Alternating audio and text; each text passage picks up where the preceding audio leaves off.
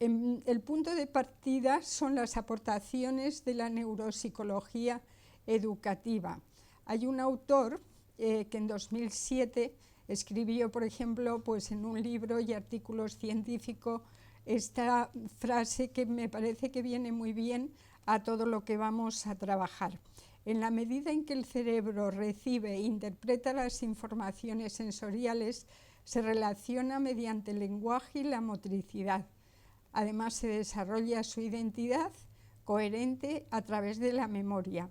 Podemos observar, por tanto, que el cerebro va a incidir en todo lo que es la parte de entrada de la información al cerebro por los sentidos, todo lo que es el lenguaje, la motricidad. De acuerdo con eso, vamos desarrollando y encontrando nuestra propia identidad, y todo esto también coherente a través de la memoria, porque es todo el transcurso de nuestro desarrollo de proyecto personal. He puesto esta imagen del cerebro aquí, que como se puede ver, pues tiene diferentes áreas, como son el lóbulo frontal, lo podemos ver a la izquierda, el cuerpo calloso que une los dos hemisferios cerebrales, el hipocampo y el cerebelo, especialmente importante en todo lo relacionado con la motricidad. Como vamos a ir explicando todo con muchas imágenes, en cada una de ellas pues os invito a que os vayáis fijando en aquellos aspectos que comento, porque en todo pues sería excesivo. El punto de partida de todo lo que es el desarrollo del sistema nervioso central relacionado con el aprendizaje, pues empieza por cómo funcionan las neuronas y cómo existe un proceso de mielinización que los neurólogos expertos dicen que está relacionado con el índice de maduración de una persona. ¿Y qué es la mielina? Pues es una capa de grasa que recubre las fibras nerviosas de los axones. Su misión es aislar y proteger a los axones para que conduzcan muy bien los diferentes estímulos e información del aprendizaje. Claro, esto es muy importante conocerlo, porque estas mielina y esta mielinización en el axón funciona como si fuera un cable de la luz. Cuanto más gordo es, más mielina tiene, pues mejor puede pasar la información para que después haga sinapsis con otras neuronas. Y hay niños a veces que ya, por ejemplo, por la mañana llegan al aula habiendo desayunado muy poco o sin desayunar, porque pues dicen que no quieren y su mamá a lo mejor les pone algo para tomar a media mañana, pero esos niños ya empiezan el colegio sin estar con las referencias, la energía, los nutrientes necesarios para trabajar. Entonces, este campo es muy interesante conocerlo y saber que existen unos procesos químicos y otros procesos eléctricos que tienen que llevarse a cabo con eficacia para que exista un buen aprendizaje. Y todo empieza por la entrada de la información en el cerebro y lo que supone la integración sensorial. Es decir, que tenemos una parte que es la parte occipital, que es donde se activan todas las áreas que van a captar los estímulos visuales para ver, para leer. Luego el lóbulo parietal para todo lo que es el tacto, este lóbulo que se ve en color azul, la audición, y después tenemos el lóbulo frontal. Pero podemos ver ahí cómo se ve el área motora y el área premotora, que están entre el lóbulo parietal de tono morado y el tono amarillento del lóbulo frontal. ¿Eso qué quiere decir? Que para leer, que para escribir, que para pensar, que para razonar, hay unos circuitos neurológicos en el cerebro y en todos ellos está implicado y está activado el área motora y premotora. Por lo tanto, la entrada de la información al cerebro va a favorecer que los sentidos capten esa información y además hay una relación con todo lo que es la motricidad. En esta imagen podemos ver áreas motoras y premotoras relacionadas con patrones básicos del movimiento, por ejemplo, con el arrastre, con el gateo, con el andar en patrón cruzado, y podemos fijarnos, como aquí se ve, el área de la corteza somatosensorial primaria con otras diferentes y están pues junto a la corteza primaria y el área premotora también.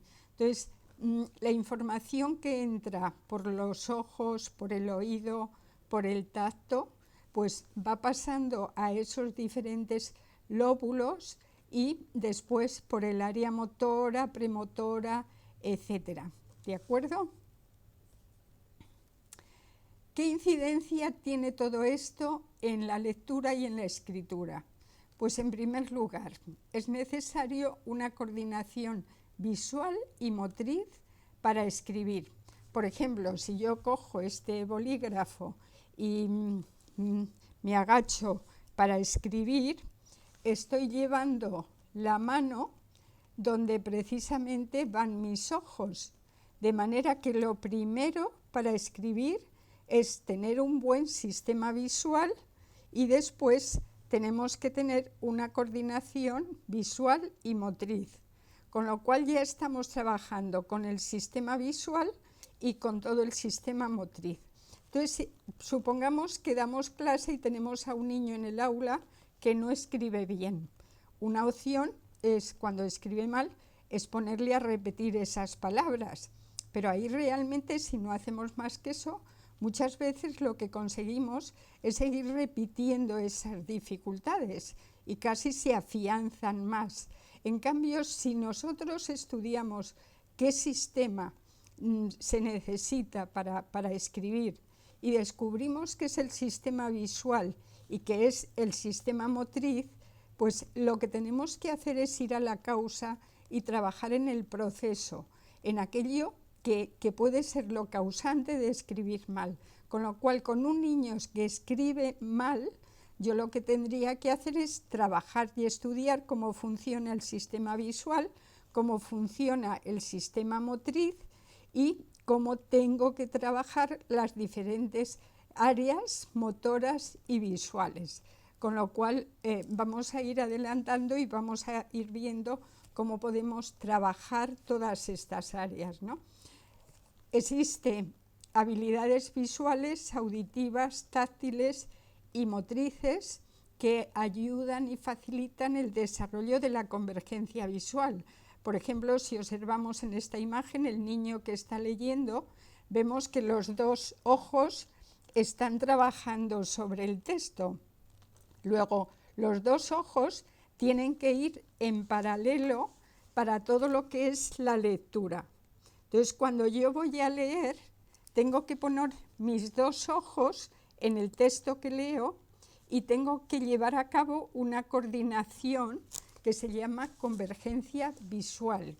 Todo eso se puede trabajar a través del gateo, de la motricidad, a través del arrastre, a través de ejercicios en patrón cruzado, y además tenemos que ayudar a trabajar con los niños el eje corporal, de manera que cada uno pueda estar recto en su sitio y pueda utilizar el libro de lectura adecuadamente, ¿no? Por ejemplo, si yo me pongo así a leer y veo a un niño que se acerca mucho, claro, me está diciendo que a lo mejor tiene un problema de gafas, pero si no se acerca el papel y en cambio no observamos si los dos ojos están moviéndose adecuadamente y trabajan de manera convergente bien, e incluso hay una posición y una distancia del papel que se debe respetar para leer con eficiencia, que es una distancia desde el codo hasta la falange del dedo gordo, es decir, esta sería mi distancia. Y además se lee mejor en plano inclinado que en plano recto. Hay una gran diferencia de leer abajo o de leer en el sitio correspondiente. Con lo cual, ¿qué tenemos que hacer?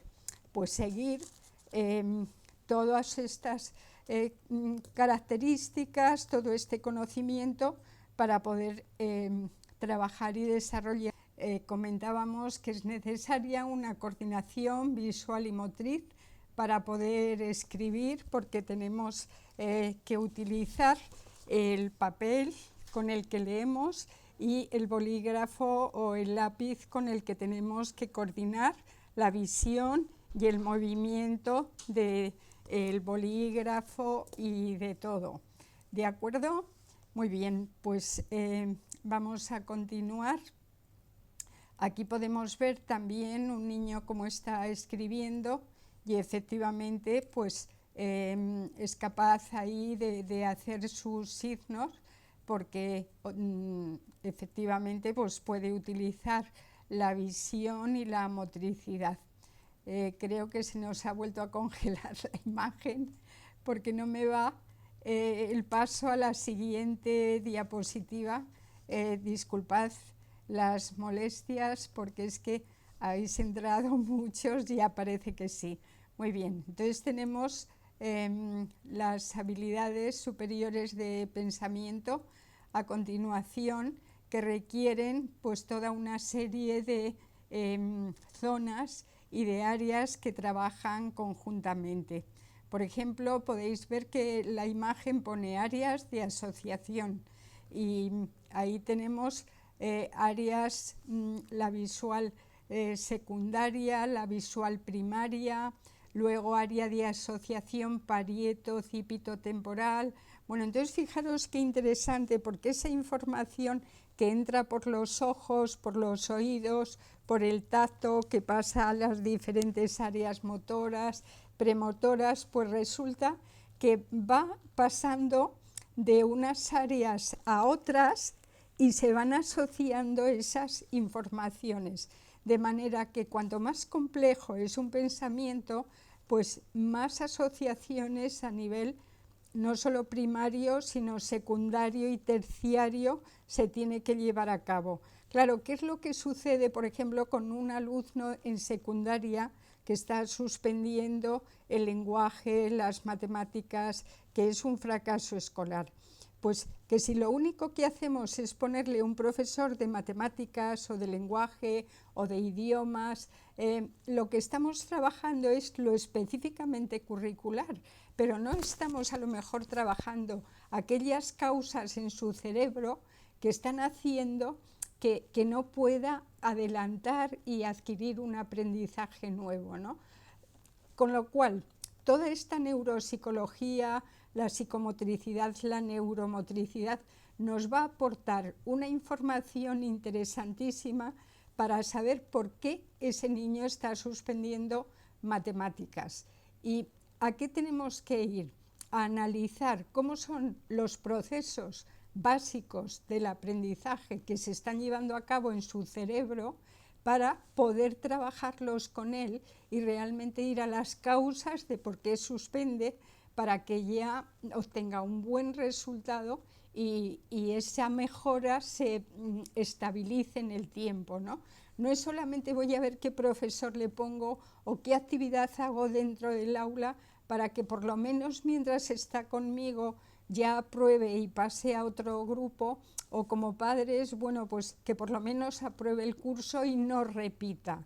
No, ese es un objetivo pues propio de siglos anteriores, pero en la actualidad podemos conocer cómo trabaja el cerebro cuando están haciendo matemáticas y cómo podemos a través de actividades trabajar en equipos además multidisciplinares, con el psicólogo del colegio, con un experto, a nivel simplemente de aula, preparándonos muy bien, y podemos trabajar todo lo que está ahí cuando hay un proceso de aprendizaje matemático, con lo cual podemos ir a la prevención de las dificultades, al desarrollo de las capacidades y del talento, y también a saber cómo trabajar cuando hay una dificultad de aprendizaje, ¿no? Entonces, aquí vemos que unas áreas primarias son el área occipital, de la visión, temporal de la audición, y parietal del tacto. Entonces, fijaros qué interesante, visión, audición y tacto trabajan juntas y se asocian con esa información que entra. Por eso, cuando queremos trabajar metodológicamente, cuanto más difícil es un concepto o un aprendizaje, más tenemos que utilizar la vista, el oído y el tacto. Y en matemáticas en concreto son importantísimas las habilidades manipulativas, las actividades con las manos, el hacer todo de manera que se vea y se pueda crear una representación mental para luego poder llevar a cabo todo un plan de razonamiento y de todo, ¿no?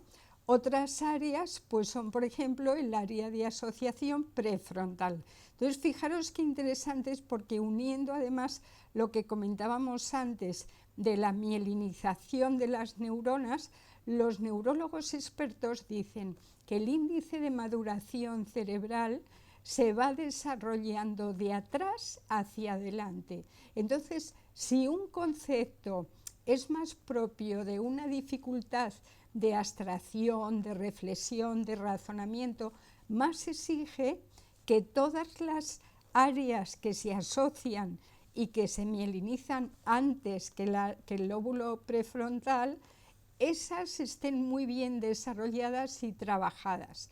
Con lo cual, si hacemos actividades de desarrollo visual, auditivo, táctil y motriz, nunca nos vamos a confundir en la metodología. Vamos a ver otra diapositiva, si conseguimos que pase. Perfecto. Entonces tenemos aquí otras áreas que se ven muy bien. Área de asociación parieto-temporocipital. ¿Veis qué zona tan enorme ahí está trabajando conjuntamente? Y luego vemos el área sensitiva primera y el área motora.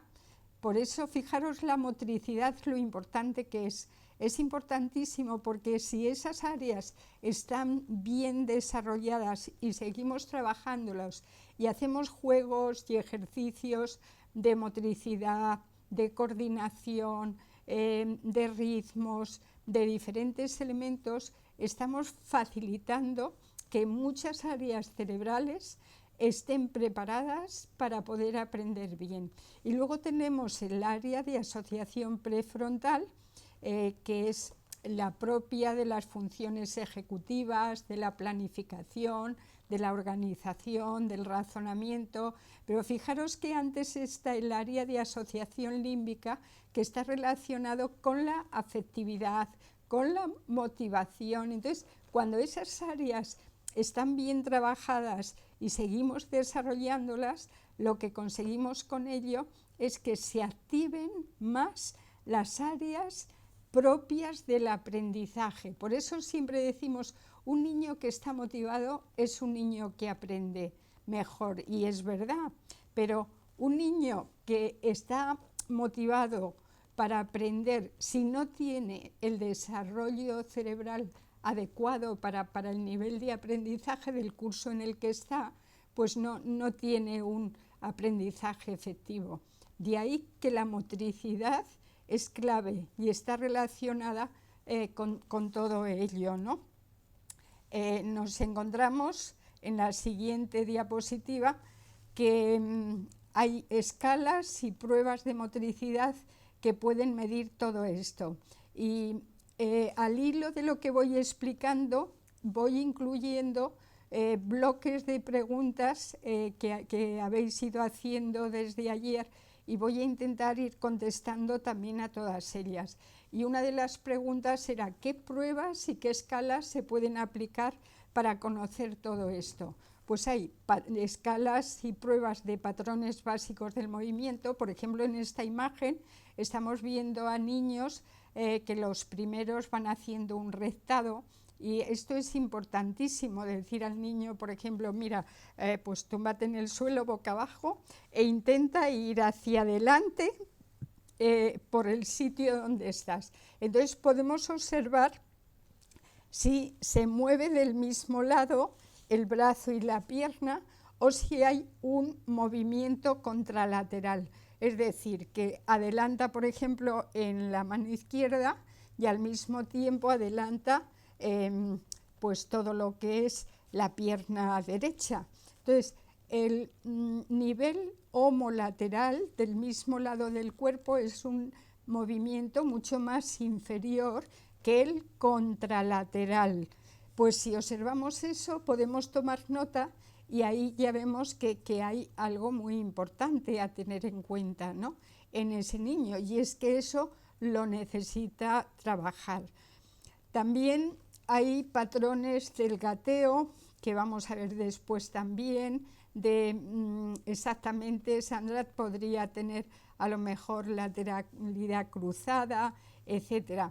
De hecho, estamos en este momento elaborando una prueba de motricidad en un grupo de investigación con Marta Díaz Jara, que es una de las profesoras de este curso de psicomotricidad y neuromotricidad, y estas pruebas las estamos aplicando a más de 1.200 niños en España para validarlas. Marta, ya veo que estás ahí, muchas gracias por asistir a la sesión, y en el futuro será una prueba que se podrá también adaptar pues a diferentes países que veo que estáis asistiendo en este momento, como es pues Inglaterra, como es Suecia, he visto también de Jerusalén, de Estados Unidos. Bueno, pues fijaros qué potencial tenemos y realmente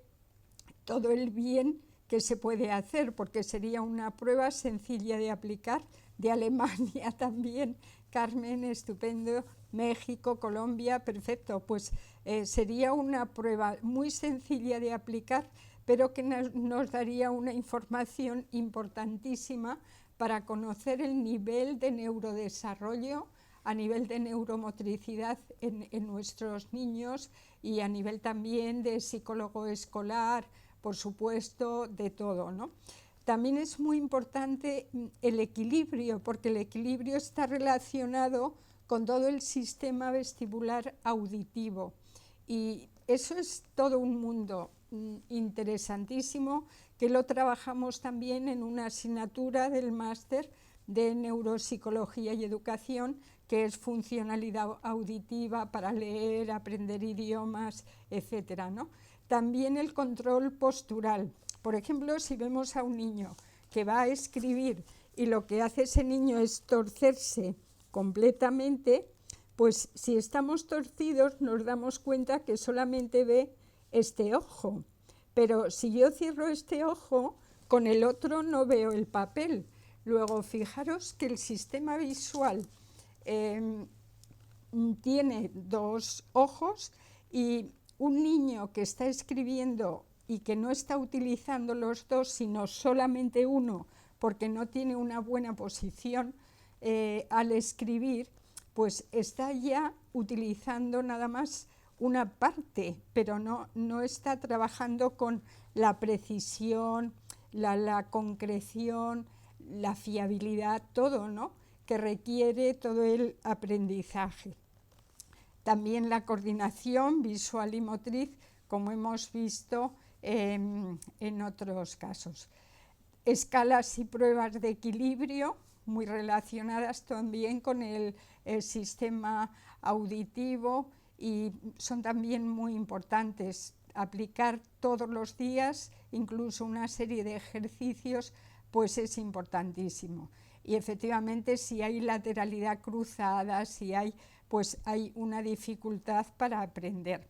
Entonces, ¿cómo prevenir estas dificultades y desarrollar capacidades?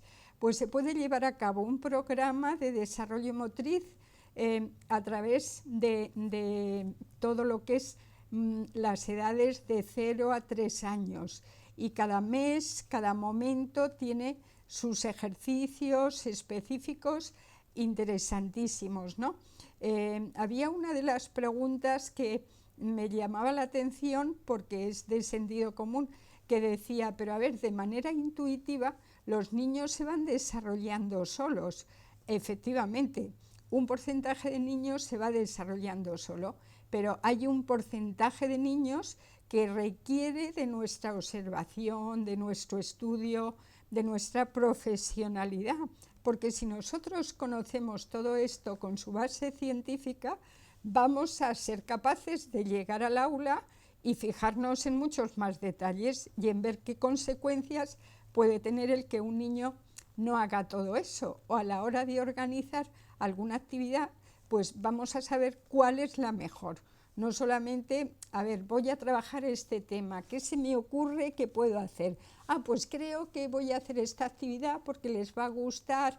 No, el planteamiento es qué actividades puedo llevar a cabo a través del currículum escolar, de lo que los niños tienen que aprender, para poder tener un desarrollo, un neurodesarrollo de acuerdo con su edad.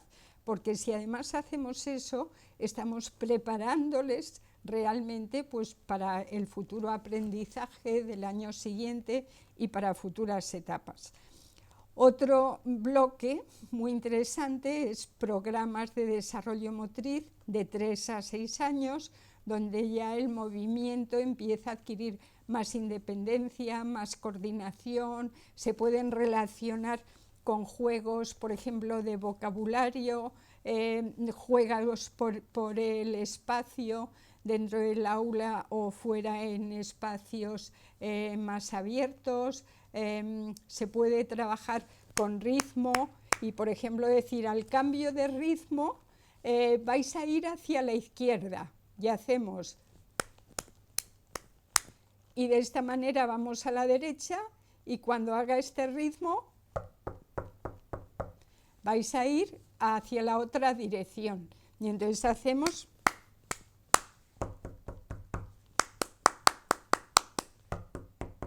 Entonces, aquí jugamos con tono, con timbre, pero luego lo podemos complicar más y decir, bueno, pues lo habéis hecho tan bien que ahora vamos a trabajar en el espacio.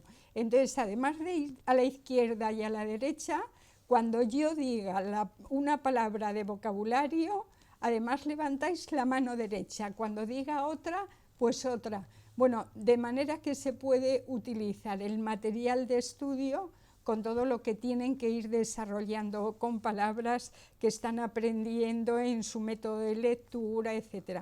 Y después en el desarrollo motriz de 7 a 12 años, pues ya hay cantidad de elementos y de juegos que se pueden hacer, de actividades predeportivas, y toda esa observación es importantísima y sobre todo las oportunidades que supone para los niños, ¿no? Y cómo llevar a cabo tratamientos de dificultades de aprendizaje a través de la motricidad, preguntabais otros. Pues mediante programas de motricidad gruesa, equilibrio, coordinación rítmica y audición, por ejemplo, para mejorar la articulación del lenguaje. He puesto ahí esta imagen porque veis que tiene la parte roja, pues pone lóbulo frontal, área de Broca, lenguaje motor. Entonces, para poder articular bien las palabras, necesitamos tener una motricidad y una neuromotricidad bien desarrollada. Entonces, el lenguaje supone una articulación y una utilización de todo lo que es pues el aparato vocofonatorio, pero además se activan pues una serie de pares craneales en el cerebro. Entonces, para trabajar, por ejemplo, como logopeda, todos los ejercicios que se hacen se pueden fundamentar científicamente y se pueden enriquecer con toda una serie de programas de neurodesarrollo, que eso supone pues una mejora ya realmente para siempre, ¿no?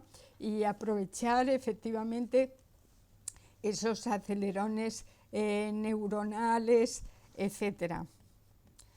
¿En qué edades se pueden aplicar los programas de motricidad? Pues yo aquí he puesto estas 3 imágenes porque realmente es desde el periodo prenatal pues hasta el final de nuestra vida, ¿no? Entonces tenemos, por ejemplo, el bebé, que es importantísimo que no salte en la etapa del rectado, la etapa del gateo. Cuando unos padres, por ejemplo, dicen, ¡ay, mi bebé pues se está desarrollando perfectamente! Fíjate que tiene 8 meses y ya casi anda. Pues a mí se me ponen los pelos de punta, porque eso no es lo ideal. Lo ideal es que cada periodo vaya ejercitando las diferentes fases del proceso neuromotriz. Entonces, alrededor de los 7 meses, de los 8, lo que tiene que hacer es el rectado antes, pero luego el gateo, y antes del rectado tienen que ser los giros y el sujetar la cabeza y todo un mundo de madurez que hay, como digo, desde el periodo prenatal. Por ejemplo, cuando pues una mamá está en gestación, el hecho de, por ejemplo, hacer ejercicios de balanceo, de equilibrio, escuchar música a la vez, moverse al ritmo de la música, pues todo eso ayuda y facilita, ¿no?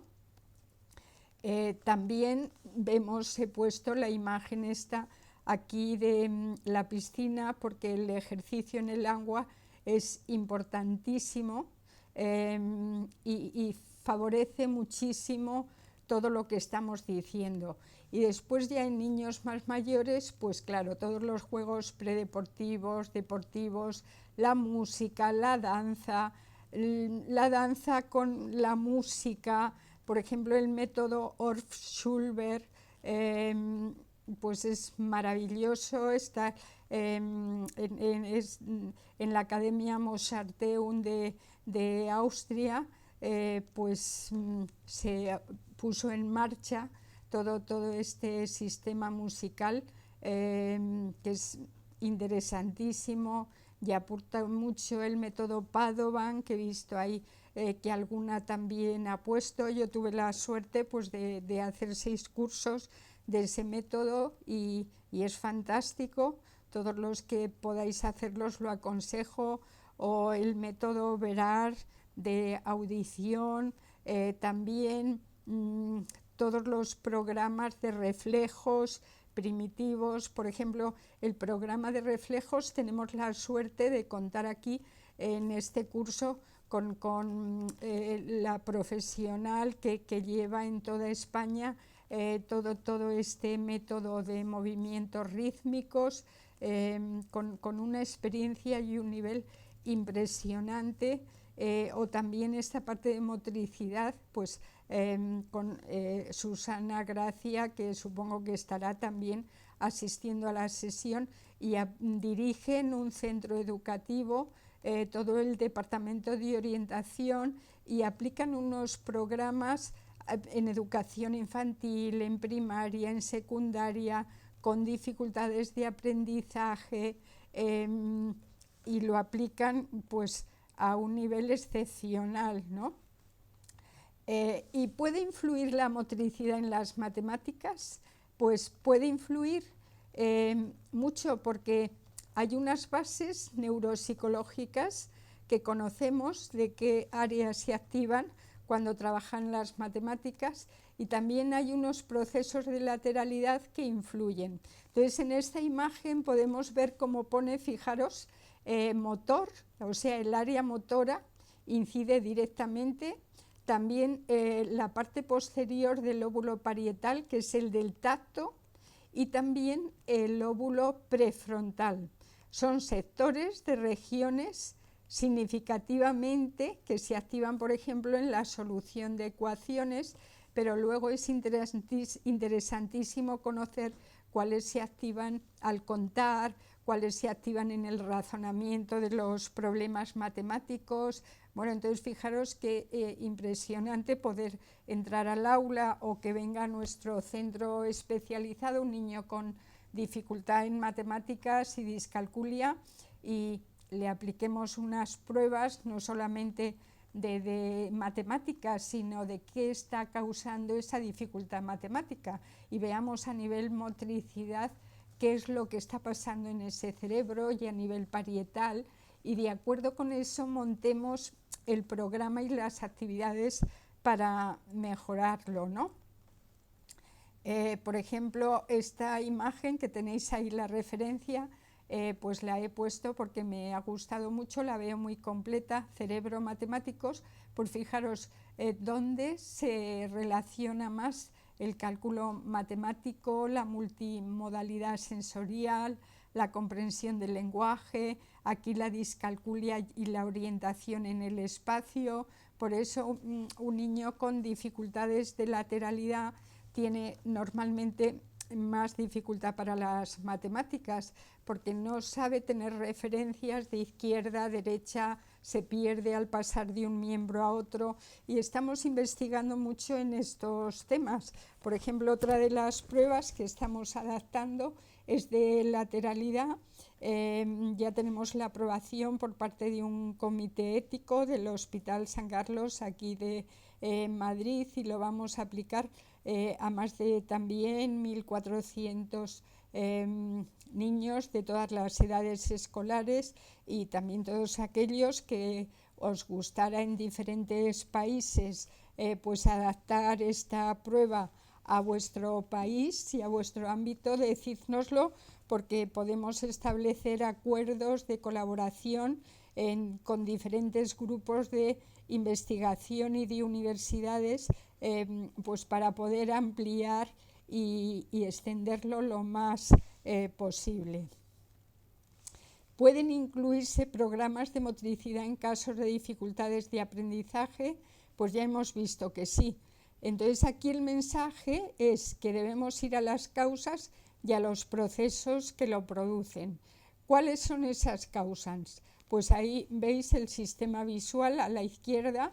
En el centro he puesto el cuerpo calloso, es esa parte de color rosa que une los dos hemisferios cerebrales y hace que la información pase de un hemisferio a otro y se integre bien de manera que se pueda comprender adecuadamente.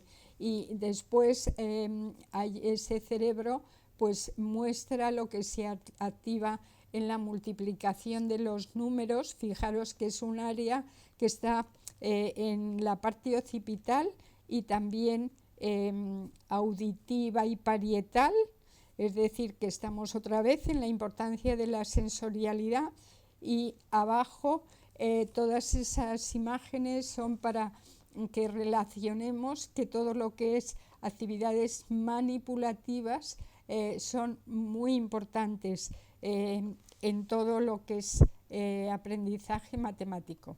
Otras preguntas que hacíais es: ¿pueden incluirse programas de motricidad en casos de trastorno y déficit de atención? Pues nuestra experiencia aquí es muy positiva, aplicando programas neuromotores, trabajando los procesos atencionales desde el desarrollo motriz, también adquiriendo una madurez personal a través del sistema visual, auditivo, táctil, motriz y de lateralidad, y favoreciendo procesos de concentración y también de inhibición, que quiere decir de ser capaz de niños que se mueven mucho, pues ser capaces de inhibir ese movimiento, es decir, de quedarse quieto. Entonces, hay una vía y unos procedimientos que son la medicación, pero hay otros procedimientos que es ir a las causas y trabajar los programas, cada uno de ellos desde la misma causa. Entonces, puede haber casos en los cuales la medicación es imprescindible, pero hay muchísimos casos que se resuelven con programas visuales, auditivos, motrices, sobre todo motrices, con lo cual pues esto es muy importante. En casos de autismo, ¿qué hacer? Pues en casos de autismo trabajamos todo lo que es reflejos primitivos, etcétera, y si ese autismo también es con dificultades matemáticas, etcétera, pues entonces también con esto. Pasamos de diapositiva. Entonces, otra pregunta que nos hacíais es, ¿qué estudios ofrece la UNIR para formarse en psicomotricidad y neuromotricidad?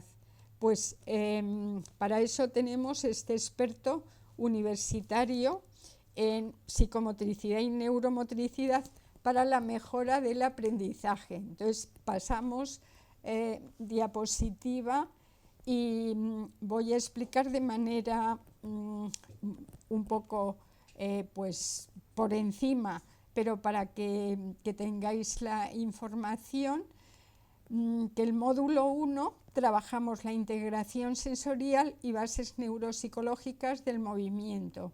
Entonces se analizan situaciones y casos reales, se aportan recursos y experiencias para enriquecer. En el módulo 2, los reflejos primitivos, con todo lo que es el desarrollo y la integración de los mismos. Y todos estos reflejos pues ayudan a toda una madurez, que es lo primero que hay que trabajar. Entonces, en esta asignatura se trabajan reflejos primitivos frecuentes en niños con trastornos de déficit de atención e hiperactividad, en autismo, reflejos también primitivos frecuentes en dislexia y orientaciones para la familia en todos, ¿no? En el módulo 3, movimientos básicos, área vestibular y la relación con la escritura y cómo aplicar estos programas en diferentes edades, orientaciones para psicólogos, docentes y padres. Vamos a poner aquí mucha información con materiales, programas vividos, resultados de aplicar pruebas, cómo estaban los niños antes de aplicar estos programas y después, qué diferencia había entre los que no han hecho estos programas y los que sí que lo han hecho. Entonces, nosotros hemos puesto en marcha este máster en neuropsicología y educación y este curso en concreto, porque llevamos ya 20 años aplicando todo esto en muchos colegios en diferentes países y siempre midiendo cómo estaban los niños antes y cómo están después de los programas, y en todos ha habido una diferencia significativa y una mejora clara, ¿no? Incluso en alumnos de secundaria y bachillerato haciendo ejercicios de movimientos básicos de todo esto, pues la mejora ha sido clarísima, simplemente porque seguimos la ley natural del desarrollo del cerebro, no es ninguna otra cosa, ¿no? Y por último, el módulo 4 son actividades predeportivas y deportivas, ya con un carácter lúdico, y la importancia del deporte, utilizándolo para beneficios en todos los ámbitos, para mejora de la coordinación, del equilibrio, aumento de la fuerza, hábitos de vida saludables y también sociales, que son tan importantes, ¿no? Y por mi parte, muchísimas gracias por la atención. No quiero que se me pase decirles e informarles que estamos organizando el primer Congreso Iberoamericano de Neuropsicología, que será en el mes de junio en la Universidad de Deusto. Entonces, la UNIR, junto con otras 20 universidades a nivel internacional, patrocinamos este congreso, formamos parte del comité científico del mismo, vamos a participar con un simposio de neuropsicología educativa y están todos invitados, incluso pues todos aquellos que quieran presentar investigaciones, comunicaciones, pues estaremos felices de poder llevarlo a cabo y de conocernos personalmente. Por supuesto, cualquier cuestión que quieran de cualquiera de estos campos, estamos a disposición de las consultas que quieran hacer y estamos abiertos, como ven, a compartir todo este conocimiento. Ahora no sé si quieren hacer alguna pregunta, no sé cuánto tiempo nos queda, pero me miran como diciendo que no nos queda tiempo, pero como hemos tenido algún corte, ¿no? Quizás sí que podemos por lo menos 5 minutos o 1 o 2 o 3 preguntas. Entonces, Esther, por ejemplo, dice: mi hijo tiene algunas dificultades de aprendizaje, hace terapia visual con un optometrista, muy bien, psicomotricista, con problemas en el área vestibular, perfecto. Quizás si tiene dificultades en el área vestibular, yo sugeriría también que le hicieran una audiometría en algún lugar donde apliquen, por ejemplo, este método VERAR, porque después en 15 días se aplican los programas con un audioquinetrón y la mejora es clara. Y esta es la vía, o sea que adelante. Los de dificultades en idiomas, me alegro mucho de esa pregunta. Hay una relación directa de la audición y también de la motricidad, porque también es lenguaje. Entonces, la audición es muy importante analizarla. Estamos habituados a ir más al oculista, pero el audiofonólogo es muy importante, no solo para saber si es sordo o no, sino si tiene una audiometría que hace picos, y esos picos hacen que no exista una buena integración auditiva. Entonces hay una pérdida de información y de comprensión en el aula por el oído, ¿de acuerdo? Con lo cual, pues adelante. La dislexia, naturalmente, Francisco José, se trabaja con la motricidad. El lóbulo temporal es el de la audición, con lo cual sobre todo sería trabajar la audición, pero todo lo que es trabajar también visión, audición, tacto y motricidad siempre ayuda, porque aunque localicemos más esas áreas cerebrales, el cerebro entero trabaja conjuntamente y de forma coordinada, con lo cual es muy importante ayudar a que madure todo el cerebro a la vez. Libros para ejercicios prácticos de motricidad, realmente hay bastantes. Hay un libro del doctor Jorge Ferre que se llama Desarrollo Neurosensomotriz de 0 a 3 años, que desde luego recomiendo, y hay otro que se llama Neuropsicopedagogía, que puede también servir, y hay otros, yo tengo otro sobre la lectura, procesos neuropsicológicos, que uno es un tema, es decir, que puede haber varios. El método Padovan es muy interesante, efectivamente, muy bien. Puedo contactar para un trabajo de investigación en Colombia con un grupo de neurociencias. Perfecto, Julieta, eres además alumna nuestra, pues muchas gracias por asistir y encantada. Muy bien. El autor Jorge Ferré, Judith. Muy bien. Estas diapositivas creo que sí se van a poner, todo lo que es la sesión entera. El método VERAR, Norma, VERAR, con B y terminado en D, de audición. ¿De acuerdo? Y luego los programas de reflejos primitivos, sería el otro. ¿De acuerdo? Muy bien, para la edad de 3 a 6 años podría servir también de Jorge Ferré, uno que hay sobre dificultades de aprendizaje, con visión, con todo esto. De todas maneras, en el curso de experto universitario en psicomotricidad y neuromotricidad. Estamos seleccionando artículos científicos, experiencias, bibliografía para cada una de las partes, y va a haber también mucha relación con los expertos, los profesores que están preparando cada una de estas partes. Somos todo un equipo de profesionales con Marta Díaz Jara a la cabeza, que es especialista en educación física, doctora en pedagogía, investigadora y profesora del máster de neuropsicología y educación, con lo cual pues aquellos que se inscriban van a poder acceder a todo esto, y los demás cualquier pregunta nos la hacen y encantados, por supuesto.